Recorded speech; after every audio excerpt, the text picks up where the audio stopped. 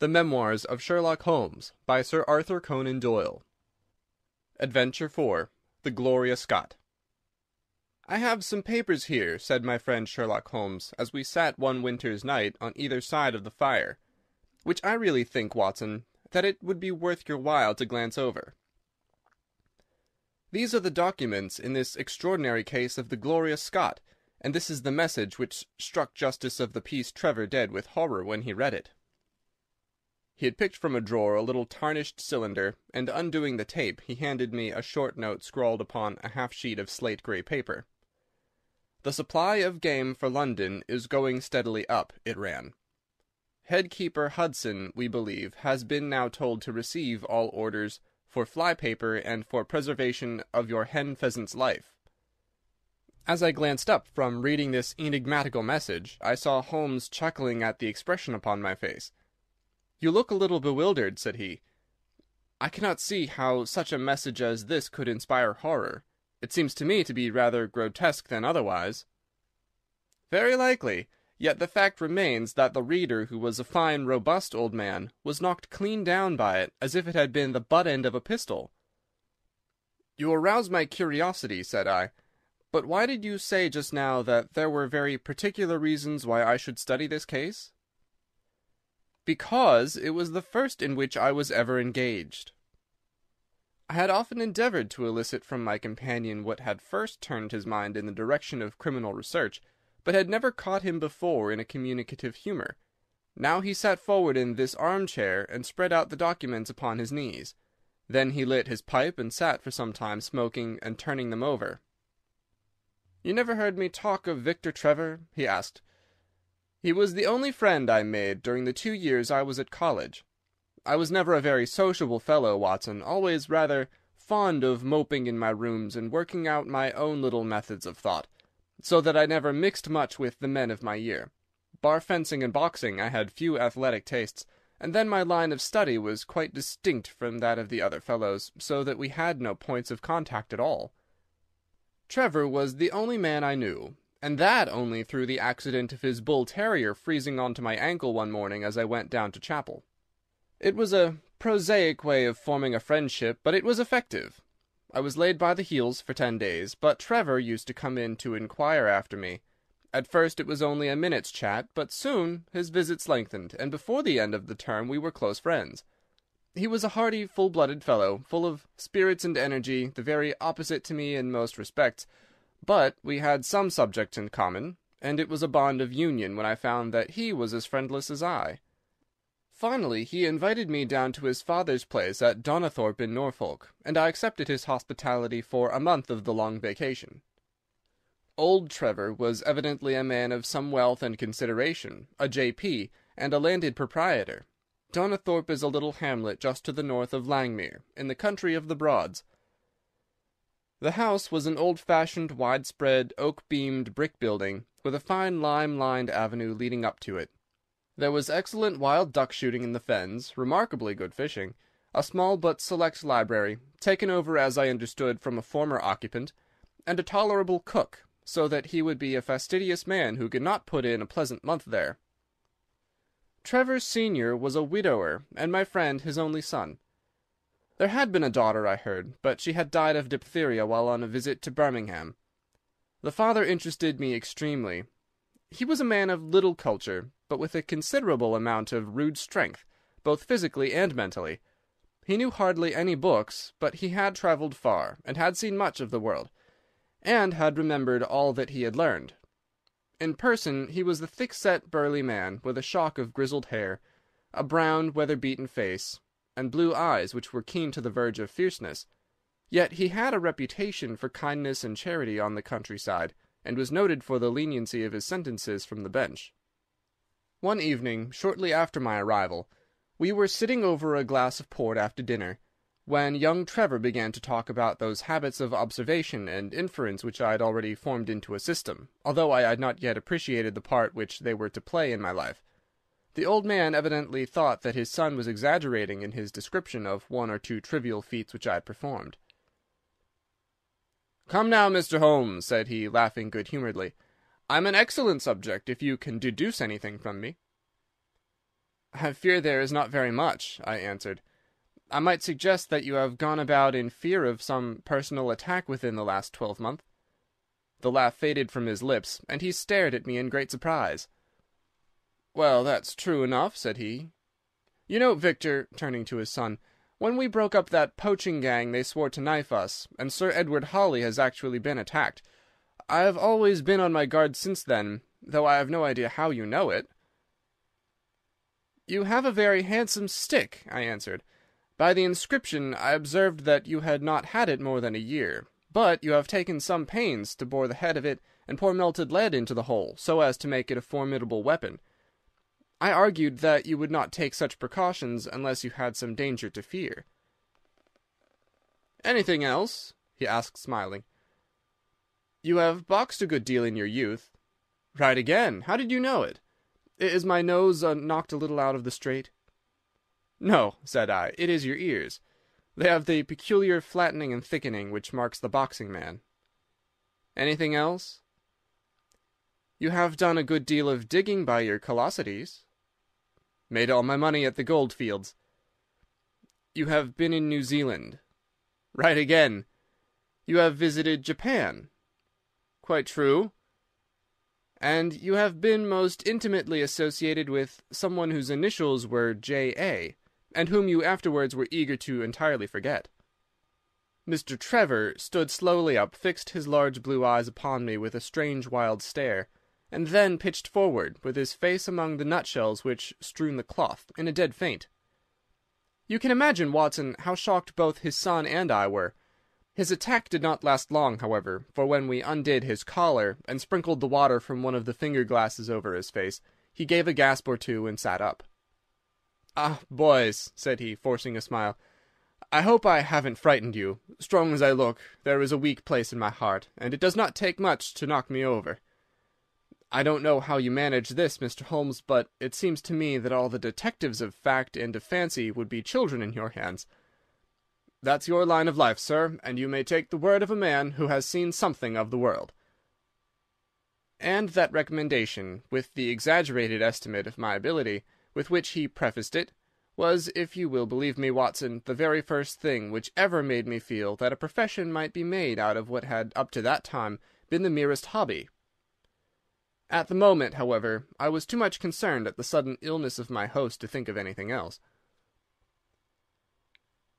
"I hope that I have said nothing to pain you," said I. "Well, you certainly touched upon a rather tender point. Might I ask how you know, and how much you know?" He spoke now in a half-jesting fashion, but a look of terror still lurked at the back of his eyes. "It is simplicity itself," said I.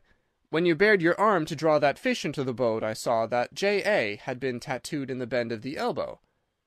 The letters were still legible, but it was perfectly clear from their blurred appearance, and from the staining of the skin around them, that efforts had been made to obliterate them.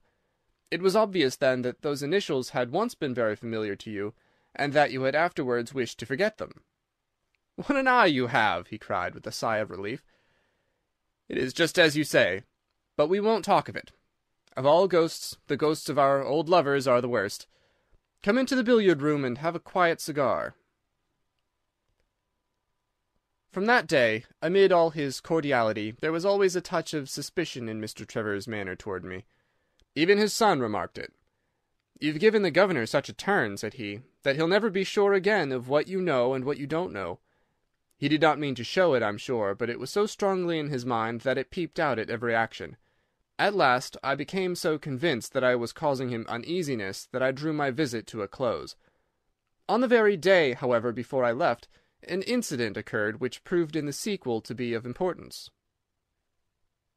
We were sitting out upon the lawn on garden chairs, the three of us, basking in the sun and admiring the view across the Broads, when a maid came out to say there was a man at the door who wanted to see Mr. Trevor. "What is his name?" asked my host. "He would not give any." "What does he want, then?" "He says that you know him, and that he only wants a moment's conversation." "Show him round here." An instant afterwards there appeared a little wizened fellow with the cringing manner and a shambling style of walking. He wore an open jacket with a splotch of tar on the sleeve, a red and black check shirt, dungaree trousers, and heavy boots badly worn. His face was thin and brown and crafty, with a perpetual smile upon it, which showed an irregular line of yellow teeth, and his crinkled hands were half closed in a way that is distinctive of sailors. As he came slouching across the lawn, I heard Mr. Trevor make a sort of hiccuping noise in his throat, and jumping out of his chair, he ran into the house. He was back in a moment, and I smelt a strong reek of brandy as he passed me. "Well, my man," said he, "what can I do for you?" The sailor stood looking at him with puckered eyes, and with the same loose-lipped smile upon his face. "You don't know me?" he asked. "Why, dear me, it is surely Hudson," said Mr. Trevor in a tone of surprise. "Hudson it is, sir," said the seaman. "Why, it's 30 year and more since I saw you last. Here you are in your house, and me still picking my salt meat out of the harness cask." "Tut, you will find that I have not forgotten old times," cried Mr. Trevor, and walking towards the sailor, he said something in a low voice. "Go into the kitchen," he continued out loud, "and you will get food and drink. I have no doubt that I shall find you a situation." "Thank you, sir," said the seaman, touching his forelock. "I'm just off a 2-yearer in an 8-knot tramp, short-handed at that, and I wants a rest. I thought I'd get it either with Mr. Beddoes or with you." "Ah!" cried Trevor, "you know where Mr. Beddoes is." "Bless you, sir, I know where all my old friends are," said the fellow with a sinister smile, and he slouched off after the maid to the kitchen. Mr. Trevor mumbled something to us about having been shipmate with the man when he was going back to the diggings, and then leaving us on the lawn, he went indoors. An hour later, when we entered the house, we found him stretched dead drunk upon the dining-room sofa. The whole incident left a most ugly impression upon my mind, and I was not sorry next day to leave Donnithorpe behind me, for I felt that my presence must be a source of embarrassment to my friend. All this occurred during the first month of the long vacation. I went up to my London rooms, where I spent 7 weeks working out a few experiments in organic chemistry. One day, however, when the autumn was far advanced and the vacation drawing to a close, I received a telegram from my friend imploring me to return to Donnithorpe, and saying that he was in great need of my advice and assistance. Of course I dropped everything and set out for the north once more. He met me with the dog-cart at the station, and I saw at a glance that the last 2 months had been very trying ones for him. He had grown thin and careworn, and had lost the loud, cheery manner for which he had been remarkable. "The governor is dying," were the first words he said. "Impossible!" I cried. "What is the matter?"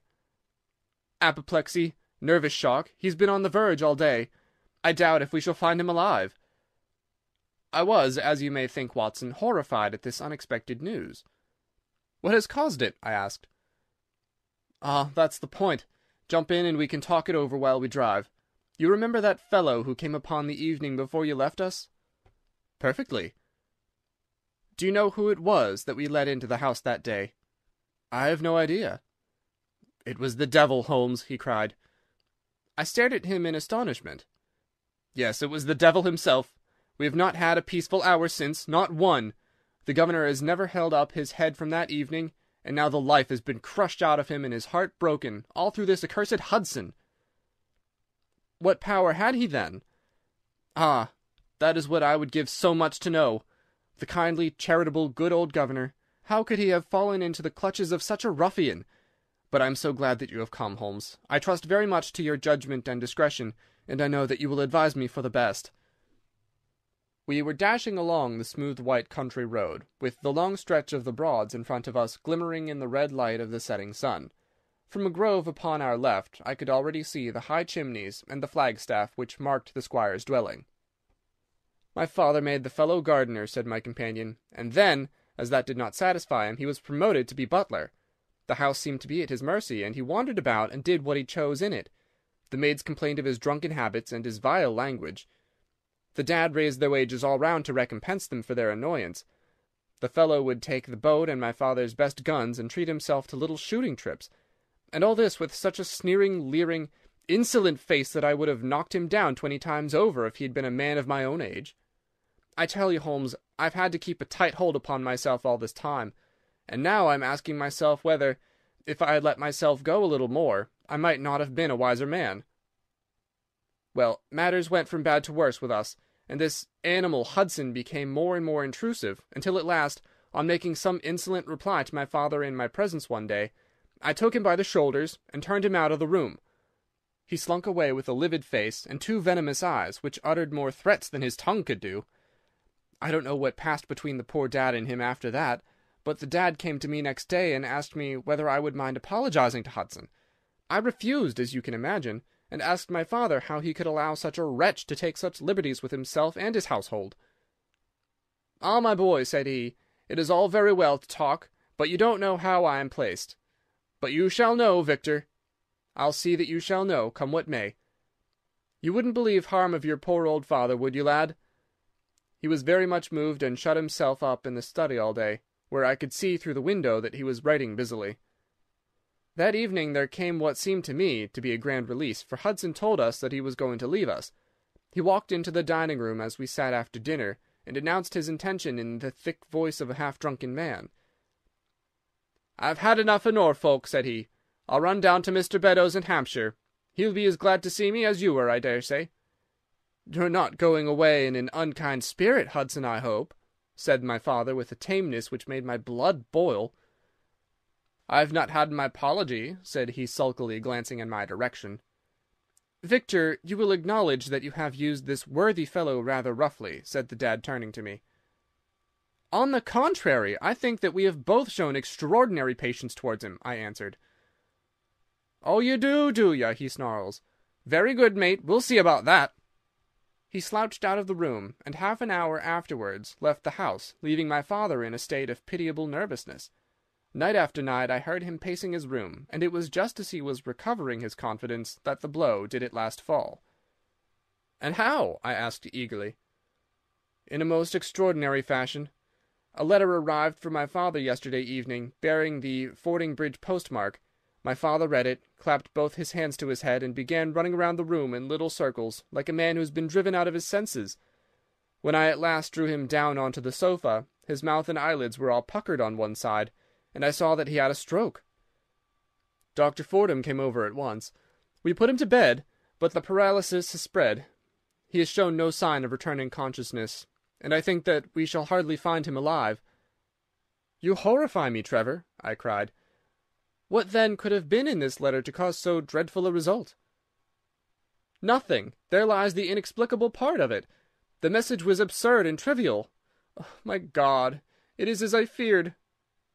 As he spoke, we came round the curve of the avenue, and saw in the fading light that every blind in the house had been drawn down. As we dashed up to the door, my friend's face convulsed with grief, a gentleman in black emerged from it. "When did it happen, doctor?" asked Trevor. "Almost immediately after you left." "Did he recover consciousness?" "For an instant before the end." "Any message for me?" "Only that the papers were in the back drawer of the Japanese cabinet."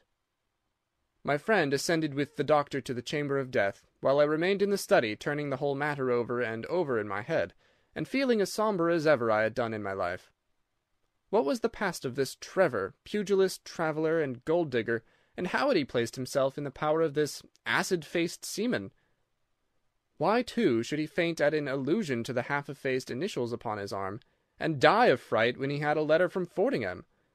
Then I remembered that Fordingham was in Hampshire, and that this Mr. Beddoes, whom the seaman had gone to visit and presumably to blackmail, had also been mentioned as living in Hampshire. The letter, then, might either come from Hudson, the seaman, saying that he had betrayed the guilty secret which appeared to exist, or it might come from Beddoes, warning an old confederate that such a betrayal was imminent. So far it seemed clear enough, but then how could this letter be trivial and grotesque, as described by the Sun? He must have misread it. If so, it must have been one of those ingenious secret codes, which mean one thing while they seem to mean another. I must see this letter. If there were a hidden meaning in it, I was confident that I could pluck it forth. For an hour I sat pondering it over in the gloom, until at last a weeping maid brought in a lamp, and close at her heels came my friend Trevor, pale but composed, with these very papers which lie upon my knee, held in his grasp. He sat down opposite to me, drew the lamp to the edge of the table, and handed me a short note scribbled, as you see, upon a single sheet of grey paper. "The supply of game for London is going steadily up," it ran. "Head-keeper Hudson, we believe, has been now told to receive all orders for fly-paper and for preservation of your hen-pheasant's life." I dare say my face looked as bewildered as yours did just now when first I read this message. Then I reread it very carefully. It was evidently as I had thought, and some secret meaning must lie buried in this strange combination of words. Or could it be that there was a prearranged significance to such phrases as fly-paper and hen-pheasant? Such a meaning would be arbitrary, and could not be deduced in any way. And yet I was loath to believe that this was the case, and the presence of the word Hudson seemed to show that the subject of the message was as I had guessed, and that it was from Beddoes rather than the sailor. I tried it backwards, but the combination life pheasants hen was not encouraging. Then I tried alternate words, but neither the of for nor supply game London promised to throw any light upon it. And then, in an instant, the key of the riddle was in my hands, and I saw that every third word, beginning with the first, would give a message which might well drive old Trevor to despair. It was short and terse, the warning, as I now read it to my companion. The game is up. Hudson has told all. Fly for your life. Victor Trevor sank his face into his shaking hands. "It must be that, I suppose," said he. "This is worse than death, for it means disgrace as well. But what is the meaning of these head-keepers and hen-pheasants?" "It means nothing to the message, but it might mean a good deal to us if we had no other means of discovering the sender. You see that he has begun by writing 'the game is,' and so on. Afterwards he had, to fulfill the prearranged cipher, to fill in any 2 words in each space. He would naturally use the first words which came to his mind, and if there were so many which referred to sport among them, you may be tolerably sure that he is either an ardent shot or interested in breeding. Do you know anything of this Beddoes?" "Why, now that you mention it," said he, "I remember that my poor father used to have an invitation from him to shoot over his preserves every autumn." "Then it is undoubtedly from him that the note comes," said I. "It only remains for us to find out what this secret was which the sailor Hudson seems to have held over the heads of these 2 wealthy and respected men." "Alas, Holmes, I fear that it is one of sin and shame," cried my friend. "But from you I shall have no secrets. Here is the statement which was drawn up by my father when he knew that the danger from Hudson had become imminent. I found it in the Japanese cabinet, as he told the doctor. Take it and read it to me, for I have neither the strength nor the courage to do it myself." "These are the very papers, Watson, which he handed to me, and I will read them to you, as I read them in the old study that night to him. They are endorsed outside, as you see. Some particulars of the voyage of the bark Gloria Scott, from her leaving Falmouth on the 8th October, 1855, to her destruction in north latitude 15 degrees 20 minutes, west longitude 25 degrees 14 minutes, on November 6th. It is in the form of a letter, and runs in this way. My dear, dear son, now that approaching disgrace begins to darken the closing years of my life, I can write with all truth and honesty that it is not the terror of the law, it is not the loss of my position in the county, nor is it my fall in the eyes of all who have known me, which cuts me to the heart, but it is the thought that you should come to blush for me. You who love me, and who have seldom, I hope, had reason to do other than respect me. But if the blow falls which is forever hanging over me, then I should wish you to read this, that you may know straight from me how far I have been to blame. On the other hand, if all should go well, which may kind God Almighty grant, then if by any chance this paper should be still undestroyed and should fall into your hands, I conjure you, by all you hold sacred, by the memory of your dear mother, and by the love which had been between us, to hurl it into the fire, and to never give one thought to it again. If then your eye goes on to read this line, I know that I shall already have been exposed and dragged from my home, or, as is more likely, for you know that my heart is weak, by lying with my tongue sealed forever in death. In either case, the time for suppression is past, and every word which I tell you is the naked truth, and this I swear as I hope for mercy. My name, dear lad, is not Trevor. I was James Armitage in my younger days, and you can understand now the shock that it was to me a few weeks ago when your college friend addressed me in words which seemed to imply that he had surprised my secret. As Armitage, it was that I entered a London banking-house, and as Armitage, I was convicted of breaking my country's laws, and was sentenced to transportation. Do not think very harshly of me, laddie. It was a debt of honour, so called, which I had to pay, and I used money which was not my own to do it, in the certainty that I could replace it before there could be any possibility of its being missed. But the most dreadful ill luck pursued me. The money which I had reckoned upon never came to hand, and a premature examination of accounts exposed my deficit. The case might have been dealt leniently with, but the laws were more harshly administered 30 years ago than now, and on my 23rd birthday I found myself chained as a felon with 37 other convicts in 'tween decks of the bark Gloria Scott, bound for Australia. It was the year '55, when the Crimean War was at its height, and the old convict ships had been largely used as transports in the Black Sea. The government was compelled, therefore, to use smaller and less suitable vessels for sending out their prisoners. The Gloria Scott had been in the Chinese tea trade, but she was an old-fashioned, heavy-bowed, broad-beamed craft, and the new clippers had cut her out. She was a 500-ton boat, and besides her 38 jailbirds, she carried 26 of a crew, 18 soldiers, a captain, 3 mates, a doctor, a chaplain, and 4 warders. Nearly 100 souls were in her, all told, when we set sail from Falmouth. The partitions between the cells of the convicts, instead of being of thick oak, as is usual in convict ships, were quite thin and frail. The man next to me upon the aft side was one whom I had particularly noticed when we were led down the quay. He was a young man with a clear, hairless face, a long, thin nose, and a rather nutcracker jaws. He carried his head very jauntily in the air, had a swaggering style of walking, and was, above all else, remarkable for his extraordinary height. I don't think any of our heads would have come up to his shoulder, and I am sure that he could not have measured less than 6½ feet. It was strange among so many sad and weary faces to see one which was full of energy and resolution. The sight of it was to me like a fire in a snowstorm. I was glad then to find that he was my neighbour, and gladder still when, in the dead of the night, I heard a whisper close to my ear, and found that he had managed to cut an opening in the board which separated us. "Hello, chummy," said he. "What's your name, and what are you here for?" I answered him, and asked in turn who I was talking with.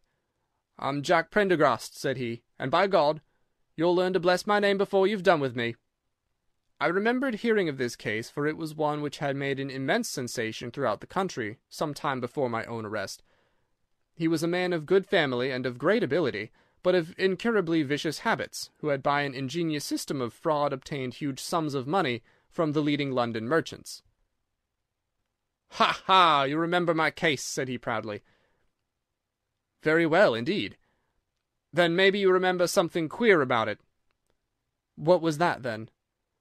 "I'd had nearly $250,000, hadn't I?" "So it was said." "But none was recovered, eh?" "No." "Well, where do you suppose the balance is?" he asked. "I have no idea," said I. "Right between my finger and thumb," he cried. "By God, I've got more pounds to my name than you've hairs on your head, and if you've money, my son, and know how to handle it and spread it, you can do anything.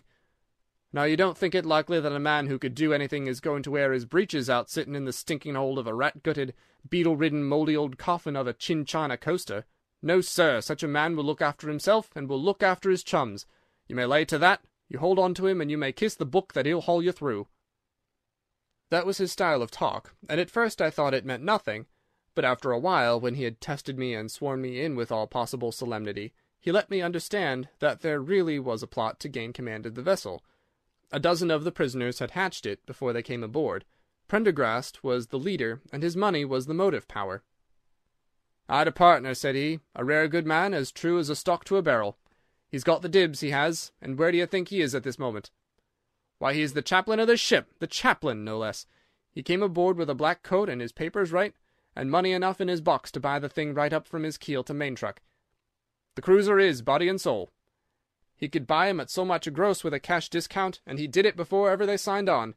He's got 2 of the warders and Mirror, the second mate, and he'd get the captain himself if he thought him worth it."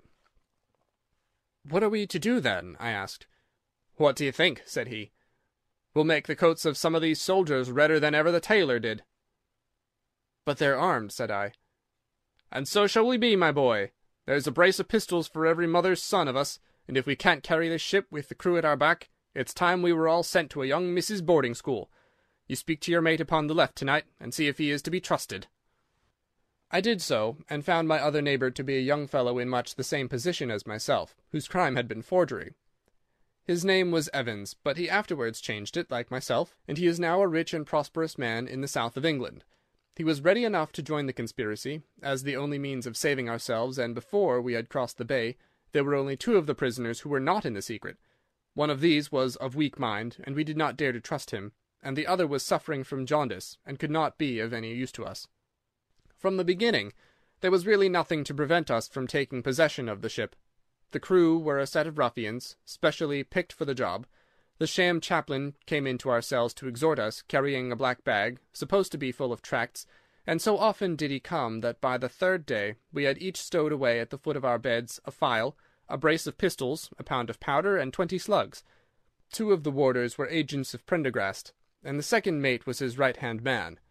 The captain, the 2 mates, 2 warders, Lieutenant Martin, his 18 soldiers, and the doctor were all that we had against us. Yet, safe as it was, we determined to neglect no precaution, and to make our attack suddenly by night. It came, however, more quickly than we expected, and in this way.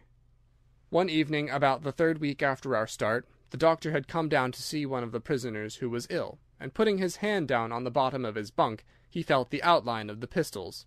If he had been silent, he might have blown the whole thing, but he was a nervous little chap, and so he gave a cry of surprise, and turned so pale that the man knew what was up in an instant, and seized him. He was gagged before he could give the alarm, and tied down upon the bed. He had unlocked the door that led to the deck, and we were through it in a rush.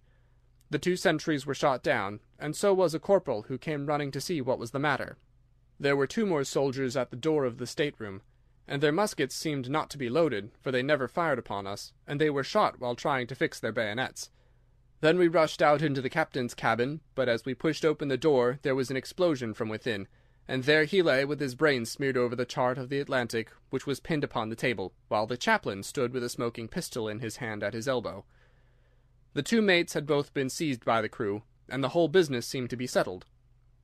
The state-room was next the cabin, and we flocked in there and flopped down on the settees, all speaking together, for we were just mad with the feeling that we were free once more. There were lockers all round, and Wilson, the sham chaplain, knocked one of them in, and pulled out a dozen of brown sherry. We cracked off the necks of the bottles, poured the stuff out into tumblers, and we were just tossing them off, when in an instant without warning there came the roar of muskets in our ears, and the saloon was so full of smoke that we could not see across the table. When it cleared again, the place was a shambles.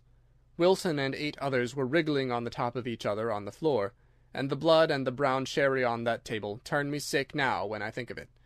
We were so cowed by the sight that I think we should have given the job up if it had not been for Prendergast. He bellowed like a bull and rushed for the door, with all that were left alive at his heels. Out we ran, and there on the poop were the lieutenant and the 10 of his men. The swing skylights above the saloon table had been a bit open, and they had fired on us through the slit. We got on them before they could load, and they stood to it like men, but we had the upper hand of them, and in 5 minutes it was all over. My God, was there ever a slaughter-house like that ship? Prendergast was like a raging devil, and he picked the soldiers up as if they had been children and threw them overboard, alive or dead. There was one sergeant that was horribly wounded, and yet kept on swimming for a surprising time, until someone in mercy blew out his brains. When the fighting was over, there was no one left of our enemies except just the warders, the mates, and the doctor. It was over them that the great quarrel arose. There were many of us who were glad enough to win back our freedom, and yet who had no wish to have murder on our souls. It was one thing to knock the soldiers over with their muskets in their hands, and it was another to stand by while men were being killed in cold blood. 8 of us, 5 convicts and 3 sailors, said that we would not see it done, but there was no moving Prendergast and those who were with him. Our only chance of safety lay in making a clean job of it, said he, and he would not leave a tongue with power to wag in a witness-box. It nearly came to our sharing the fate of the prisoners, but at last he said that if we wished we might take a boat and go. We jumped at the offer, for we were already sick of these bloodthirsty doings, and we saw that there would be worse before it was done. We were given a suit of sailor togs each, a barrel of water, 2 casks, one of junk and one of biscuits, and a compass. Prendergast threw us over a chart, told us that we were shipwrecked mariners whose ship had foundered in latitude 15 degrees and longitude 25 degrees west, and then cut the painter and let us go. And now I come to the most surprising part of my story, my dear son. The seamen had hauled the foreyard aback during the rising, but now as we left them they brought it square again, and as there was a light wind from the north and east the bark began to draw slowly away from us. Our boat lay rising and falling upon the long smooth rollers, and Evans and I, who were the most educated of the party, were sitting in the sheets, working out our position and planning what coast we should make for. It was a nice question, for the Cape de Verdes were about 500 miles to the north of us, and the African coast about 700 to the east. On the whole, as the wind was coming round to the north, we thought that Sierra Leone might be best, and turned our head in that direction, the bark being at that time nearly hull down on our starboard quarter.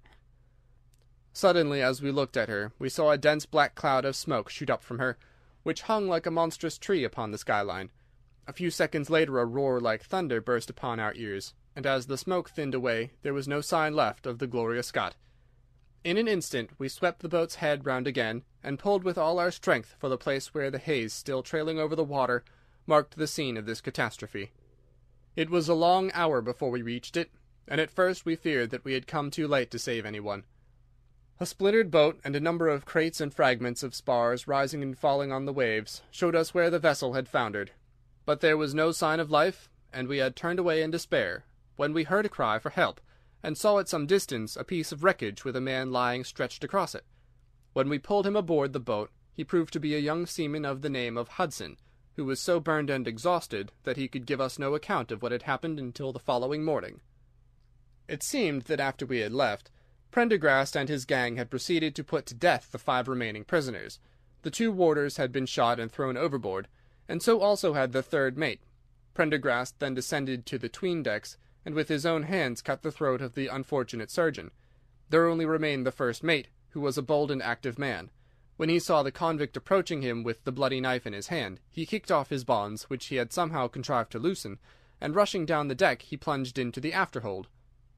A dozen convicts, who descended with their pistols in search of him, found him with a matchbox in his hand seated beside an open powder barrel, which was one of 100 carried on board, and swearing that he would blow all hands up if he were in any way molested.